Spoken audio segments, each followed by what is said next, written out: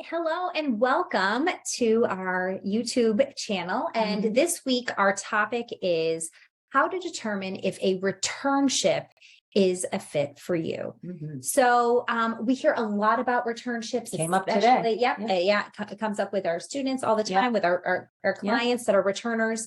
And I think it's really important to just first have an understanding of what a returnship is. Sure. So do you want to give a description of that? So a returnship is a mid-career internship, and it typically follows a defined period of time, usually 4 to 6 months.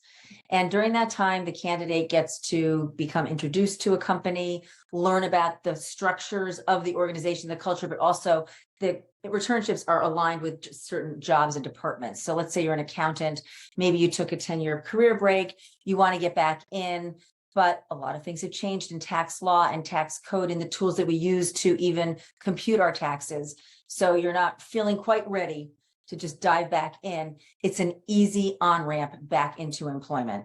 Often there are not guarantees, there's never a guarantee, but there are suggestions of employment, opportunities for employment at the end of the defined period. The pay is pretty low during that period, but that's because in the process of doing some work, you're also learning.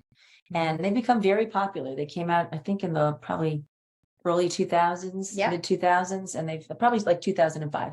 Okay, so how does a career returner know if a returnship is a fit for them? Because not everybody needs a returnship. That's right. You know, but that's the key right there. Yeah. So I've said this to you before. I'm concerned that we've created this culture among women who've taken career breaks. And remember, a career break could be a year or it could be 25 years.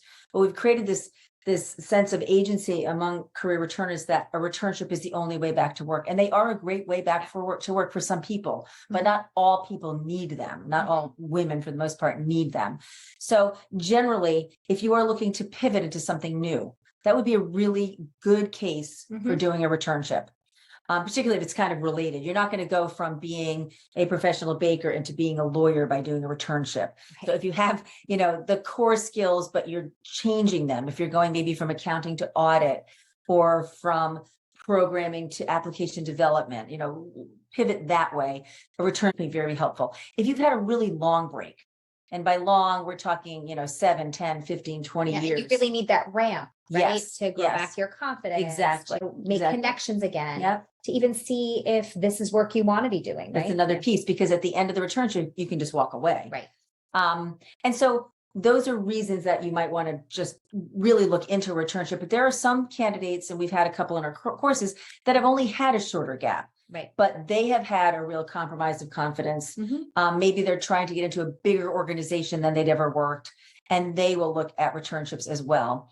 I think the thing we want to make sure that people are clear on is that if you've done work during your career break, even if it's been volunteer work or gig work, if you have current skills, don't assume that you need to take a low-paid internship for 6 months with no guarantee of employment in lieu of just going out there and pitching yourself, because we see it all the time.